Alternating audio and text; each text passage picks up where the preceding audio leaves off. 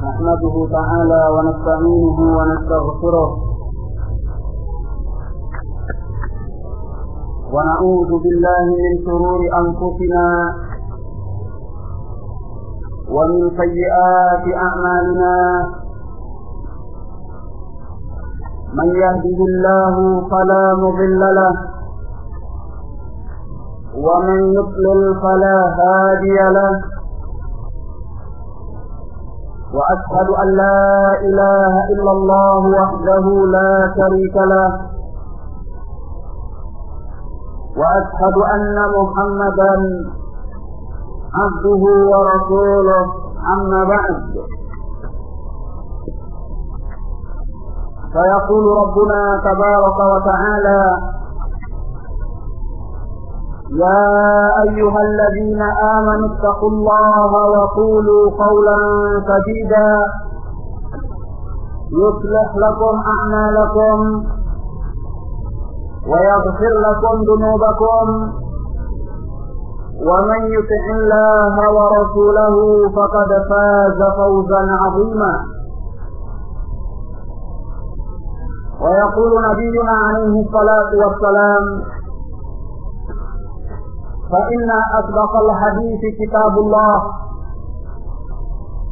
وخير الهدي هدي محمد صلى الله عليه وعلى آله وسلم وشر الأمور محدثاتها فإن كل محدثة بدعة وكل بدعة ضلالة وكل ضلالة في النار. Ikhwan fiddin rahimani wa rahimakumullah.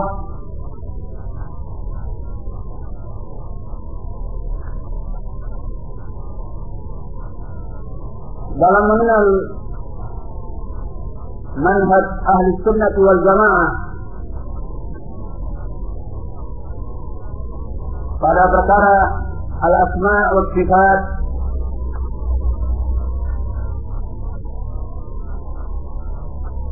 hendaknya kita mengetahui bahwa Ahlus Sunnah wal Jamaah menetapkan apa yang ditetapkan oleh Allah dan Rasul-Nya dan meniadakan apa yang ditiadakan oleh Allah dan Rasul-Nya, baik berupa nama-nama dan sifat-sifat yang datang di dalam Al-Quran maupun sunnah Rasulullah sallallahu alaihi wasallam.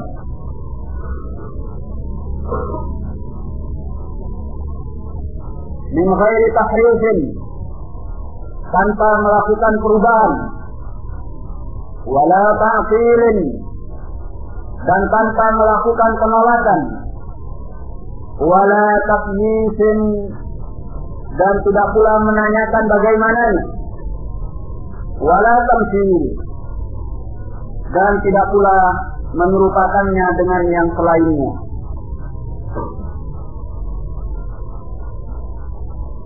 Inilah metodologi yang diambil oleh Ahlus Sunnah wal Jamaah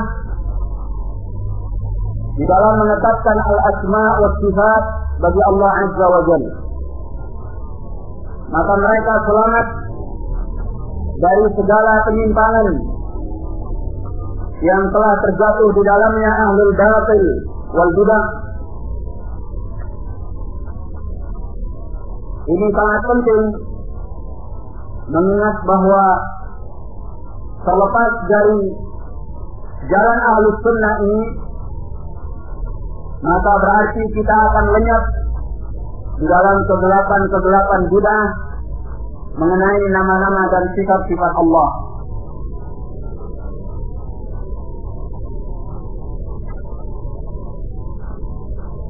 Pelajaran kita hari ini dalam kitab Al-Aqidatul Wasithiyah masih sebagaimana sebelumnya, yaitu berkenaan dengan penetapan nama-nama dan sifat-sifat bagi Allah Azza wa Jalla.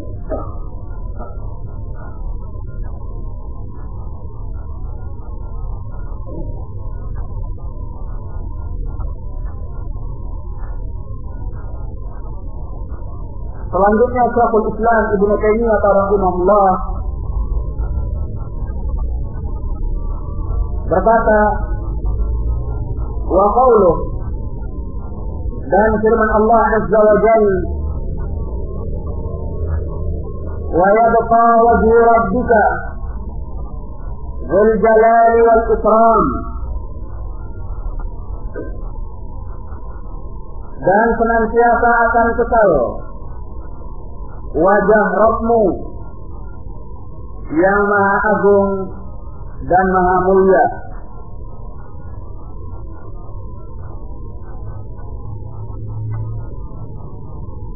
Juga firman-Nya, kullu syai'in halik illa wajhah, segala sesuatu akan binasa kecuali hanya wajahnya. Dua ayat ini dibawakan oleh Syekhul Islam Ibnu Taimiyah rahimahullah untuk menetapkan sifat al-wajh, sifat wajah bagi Allah Azza wa Jalla. Sebagaimana di awal telah kita singgung bahwa Ahlus Sunnah wal Jamaah di dalam menetapkan sifat bagi Allah Azza wa Jalla tidak melakukan tahrif, tidak melakukan perubahan, baik itu perubahan lafaznya ataupun maknanya, dan tidak pula melakukan ta'til, tidak pula menolak nama dan sifat yang ditetapkan oleh Allah maupun Rasul-Nya.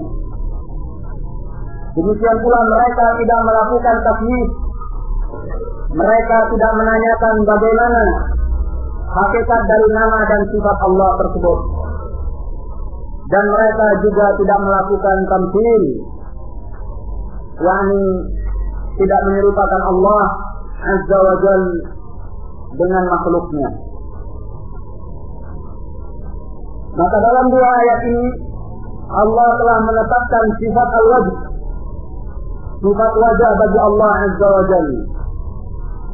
Maka tidak perlu kita untuk merubah lafaznya dan tidak pula maknanya.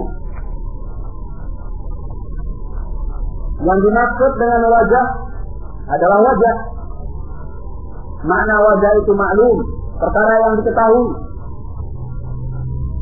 Dan adapun bagaimana hakikatnya, maka ini adalah perkara yang majhul, perkara yang tidak diketahui.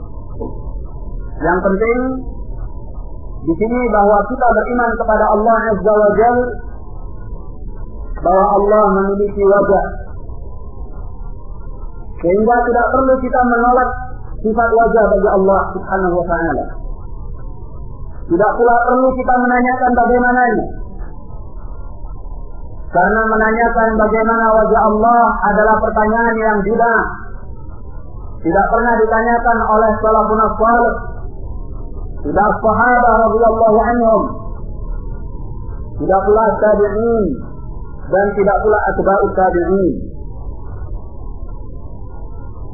Dan barang siapa yang menanyakan tentang bagaimananya, maka dia seorang ahlul bid'ah.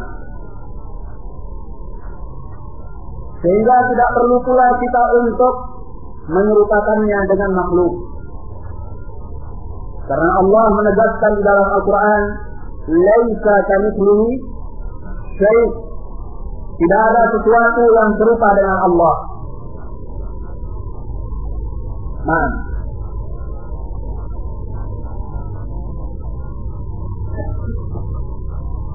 Pada ayat yang pertama, Allah Azza wa Jalla berfirman, "Wa yabqa wajhu rabbika dzul jalali wal ikram." Dan senantiasa akan kekal wajah Rabbmu yang maha agung dan maha mulia. Sebelum ayat ini, Allah Subhanahu wa ta'ala telah berfirman, "Wa kullu man 'alaiha fan." Dan seluruh apa yang ada di muka bumi ini pasti akan binasa. Semuanya akan binasa. Dan tidak akan ada yang tersisa. Naam, kemudian kata Allah, "Wa yabqa wajhu rabbika dzul jalali wal ikram." Dan senantiasa akan kekal wajah Rabbmu yang maha agung dan maha mulia. Menurut sebahagian as-salaf, sebagaimana yang dinukilkan oleh Syekh Muhammad bin Shalih Al-Utsaimin rahimahullah, bahwa kedua ayat ini hendaknya selalu dibaca secara berbarengan. Kalau kita membaca wa yabqa wajhu rabbika dzul jalali wal ikram, hendaknya sebelum ini kita membaca wa kullu man 'alaiha fan. Dan segala yang ada di atas muka bumi itu akan binasa. Kemudian baru kita membaca wa yabqa wajhu rabbika dzul jalali wal ikram. Dzul jalali wal ikram. Dan senantiasa akan kekal wajah Rabbmu yang maha agung dan maha mulia. Kenapa kedua ayat ini harus dibaca secara bersamaan? Sebabnya adalah untuk menunjukkan kemahasempurnaan Allah Subhanahu wa ta'ala. Sehingga ketika para makhluk selain Allah Azza wa Jalla binasa, maka yang akan kekal hanya wajah Allah saja. Allah Subhanahu wa ta'ala sebagai pencipta mereka tidak akan binasa. Oleh karena itu, tidak ada di antara makhluk yang kekal. Semua makhluk memiliki sifat yang sama, yaitu sifat al-fana, sifat kebinasaan. Yang punya sifat al-baqa, al-abadi, kekekalan selama-lamanya, hanya Allah Azza wa Jalla. Kalaupun seandainya di antara makhluk itu ada yang kekal, bukan karena sifatnya yang kekal. Semua makhluk sifat dasarnya adalah binasa. Adapun sebahagian makhluk yang kekal itu karena pengkekalan dari Allah Azza wa Jalla. Seperti surga, kemudian neraka, kemudian al-'arsy, dan beberapa yang lainnya sebagaimana datang dalam riwayat. Tetapi semuanya bukanlah karena memiliki sifat dasar kekal. Semuanya binasa. Tetapi dengan penkekalan dari Allah Azza wa Jalla, maka beberapa makhluk ini menjadi kekal. Wa yabqa wajhu rabbika dzul jalali wal ikram. Dan akan senantiasa kekal wajah Rabbmu yang maha agung dan maha mulia. Tidak ada cadangan batu api ya Pak? Enggak, kenapa harus enggak? Kalau saya angkat suara enggak dengar.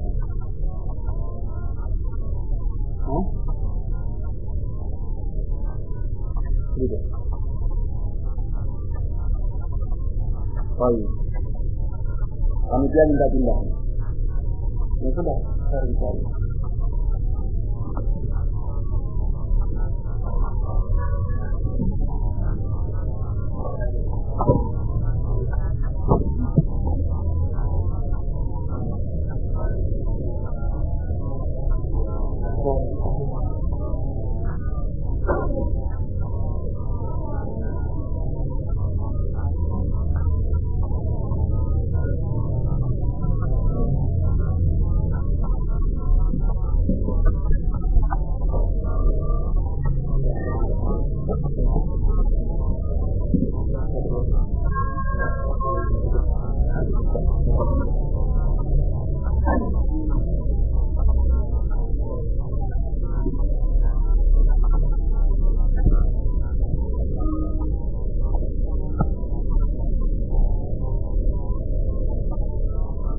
Baik.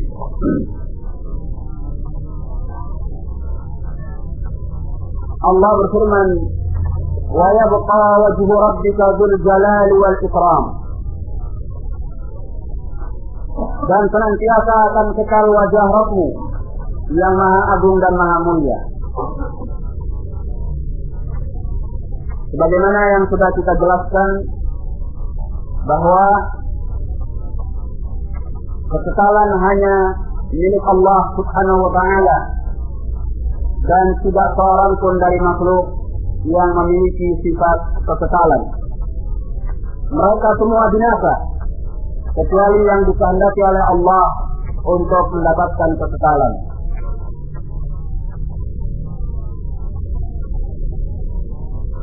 Dari pernyataan ayat ini tentunya kita tidak boleh salah paham. Janganlah kita memahami bahwa yang akan kekal hanya wajah Allah saja.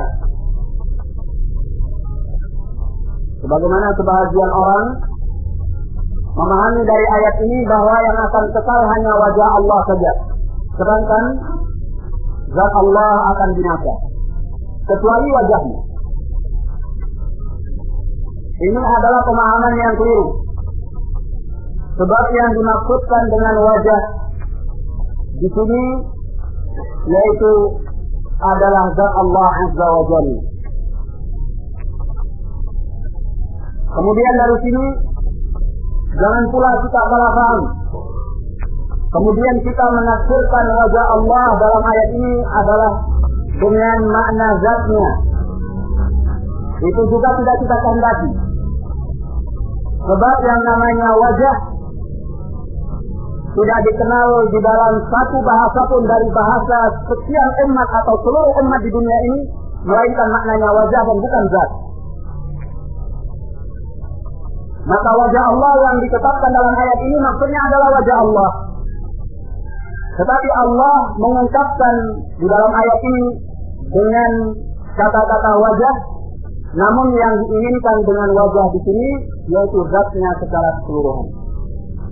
Jadi kita menyatakan akan kekal zat Allah Azza wa Jalla yang memiliki wajah. Akan kekal zat Allah Azza wa Jalla yang memiliki wajah. Karena yang dimaksud dengan wajah di sini bukan semata-mata wajah, tetapi adalah zatnya secara keseluruhan yang akan kekal. Dan zat Allah Azza wa Jalla sebagaimana ditetapkan dalam ayat ini memiliki wajah. Nah, ini adalah perkara yang harus kita pahami sehingga kita tidak bingung di dalam kesalahan-kesalahan sebahagian muslimin yang keliru dalam memahami ayat ini. Baik.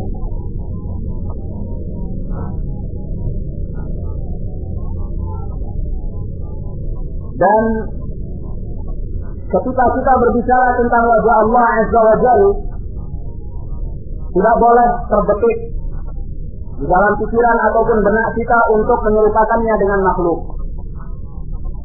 Maka semua bisikan-bisikan atau pikiran-pikiran yang menghinggapi alam benak kita hendaknya dibuang, supaya kita sudah menyerupakan wajah Allah dengan wajah makhluk. Karena Allah menyatakan dalam Al-Quran, "Laisa kamitslihi syai'." Tidak ada sesuatu yang menyerupai Allah. Naam, sehingga tidak ada wajah makhluk yang menyerupai Allah Azza wa Jalla, menyerupai wajah Allah Azza wa Jalla. Sebaik apapun dan sebagus apapun, serta setinggi apapun kita membayangkan wajah bagi Allah, tidak akan bisa kita menembusnya. Tidak akan bisa kita tepat untuk menetapkan bentuk wajah Allah Azza wa Jalla. Karena kedangkalan akal kita yang memang diciptakan oleh Allah untuk tidak bisa menembus alam ghaib yang ada pada zatnya. Oleh karena itu, Allah menegaskan di dalam Al-Quran, wala yuhituna bihi ilma, dan mereka tidak akan bisa melingkupi Allah dengan ilmu mereka. Nah, kemudian mengenai wajah Allah Azza wa Jalla, di sini disifatkan oleh Allah Subhanahu wa ta'ala dengan pernyataan Dzul Jalali wal Ikram.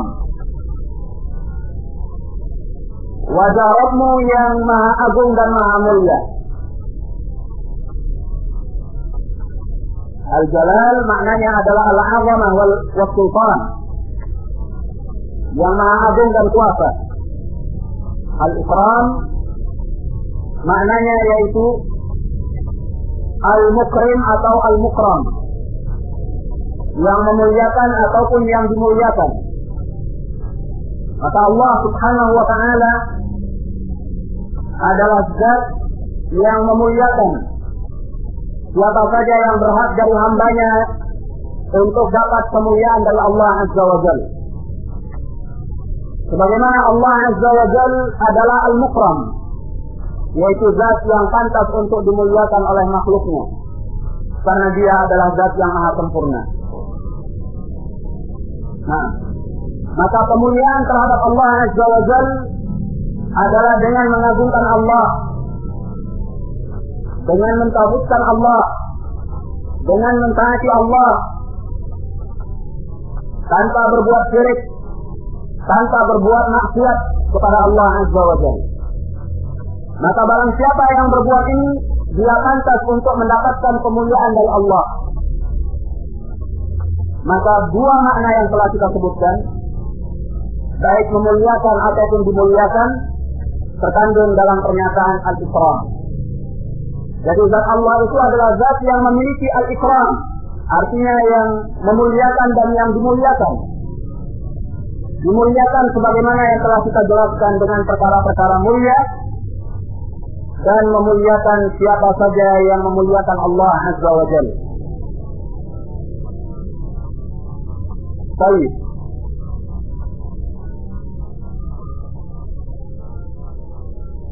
Dan ketika seorang hamba memuliakan Allah, bukan karena Allah Azza wa Jalla butuh kepada kemuliaannya, tetapi hamba itu yang butuh kepada kemuliaan Allah Subhanahu wa ta'ala, sehingga dia butuh untuk memuliakan Allah Azza wa Jalla. Kemudian masih berkaitan dengan wajah Allah ini, sebahagian kelompok dari kalangan muslimin seperti Al-Mu'tazilah wal Asy'ariyah dan yang sepakat dengan mereka telah menolak penetapan wajah bagi Allah Azza wa Jalla. Sehingga seperti ayat ini, tidaklah mereka maknakan wajah bagi Allah, tetapi mereka maknakan dengan zat Allah Subhanahu wa ta'ala. Atau mereka maknakan dengan pahala dari Allah. Atau mereka maknakan dengan pengertian-pengertian yang lainnya. Yang penting mereka tidak mau untuk menetapkan wajah bagi Allah. Nah, kemudian pada ayat yang kedua, Allah berfirman, "Kullu syai'in halik illa wajhah." Segala sesuatu itu akan binasa kecuali wajah Allah.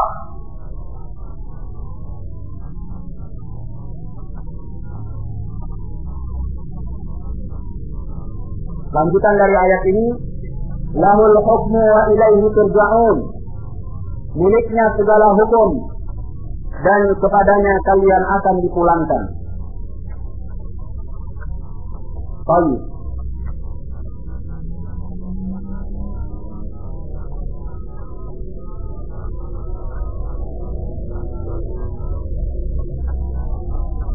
Di dalam menafsirkan ayat ini, sebagaimana yang dijelaskan oleh Syekh Muhammad bin Shalih Al-Utsaimin rahimahullah, di kalangan para ulama ada dua pendapat. Kullu syai'in halik illa wajhah. Segala sesuatu akan binasa kecuali wajah Allah. Sebagian ulama menafsirkan ayat ini sesuai dengan zahirnya, bahwa segala sesuatu akan binasa kecuali wajah Allah. Yang dimaksudkan dengan wajah Allah di sini adalah zatnya yang memiliki sifat wajah. Nah, sebagaimana ayat yang sebelumnya, bahwa segala sesuatu akan binasa kecuali wajah Allah. Pendapat yang kedua di kalangan mereka, bahwa yang dimaksud dari ayat ini, bahwa segala sesuatu yang diamalkan tanpa mengharapkan wajah Allah akan binasa. Sedangkan yang akan kekal bagi pelakunya adalah amalan yang dilakukan hanya karena wajah Allah Subhanahu wa ta'ala. Nah, mereka berdalil dalam pendapat yang kedua ini dengan pernyataan Allah sebelum penggalan ayat ini. Sebelumnya Allah berfirman, "Wala tad'u ma'allahi ilahan akhar." Janganlah engkau berdoa bersama Allah kepada ilah yang lainnya, sesembahan yang lainnya. La ilaha illa huwa. Tidak ada sesembahan yang berhak diibadahi kecuali Dia.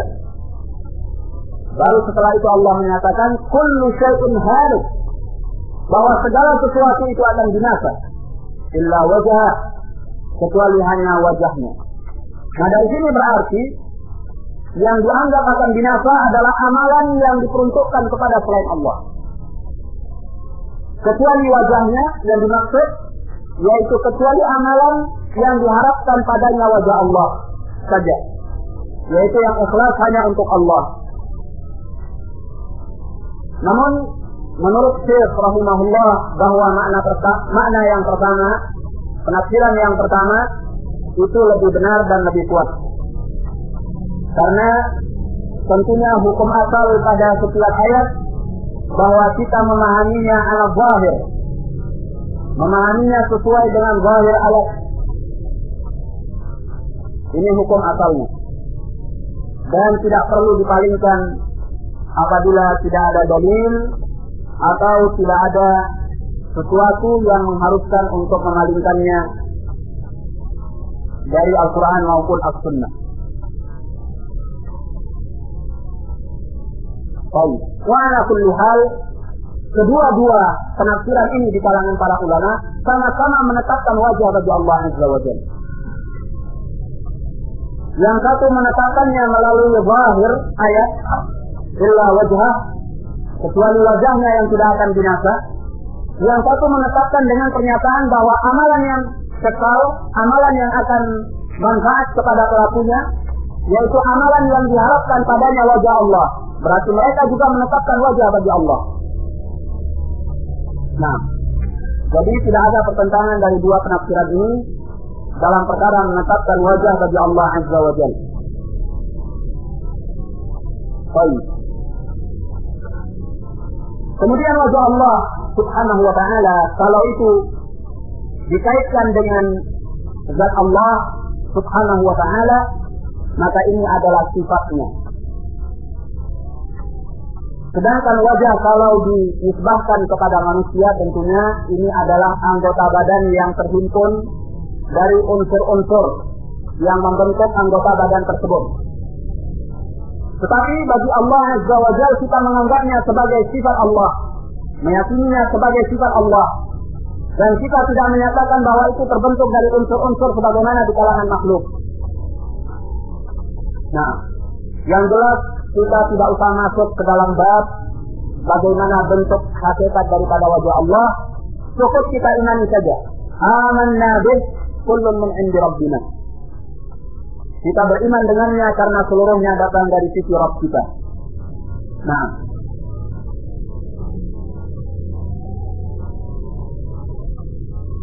sebagaimana yang tadi kita singgung bahwa ahlul bidah mereka atau sebahagian mereka menafsirkan wajah Allah ini dengan makna thawabullah, pahala dari Allah. Ya, jadi seperti pernyataan tadi bahwa amalan yang akan manfaat kepada pelakunya adalah amalan yang diharapkan padanya wajah Allah. Kata mereka diharapkan padanya pahala Allah. Karena yang dimaksud dengan wajah Allah itu adalah pahala dari Allah. Nah, maka dengan ini mereka menolaknya. Tentu penafsiran mereka ini adalah penafsiran yang batil. Karena zahir ayat yaitu wajah Allah. Wajah bagi Allah itu adalah sifat kesempurnaan. Ya, sesuatu yang tidak ada permulaan sebagaimana zat Allah tidak ada permulaannya. Bukan sesuatu yang baru sebagaimana makhluk. Beda kalau kita nyatakan bahwa yang dimaksud dengan wajah Allah adalah pahala Allah. Pahala dari Allah itu tidaklah tanpa permulaan. Sebab pahala Allah itu adalah sesuatu yang makhluk, diciptakan oleh Allah Subhanahu wa ta'ala. Nah, sehingga beda wajah yang menjadi sifat bagi Allah dengan pahala yang merupakan makhluk dari Allah Azza wa Jalla. Maka tidak bisa ditafsirkan wajah Allah itu dengan pahala dari Allah. Baik. Kemudian selanjutnya di sana para ulama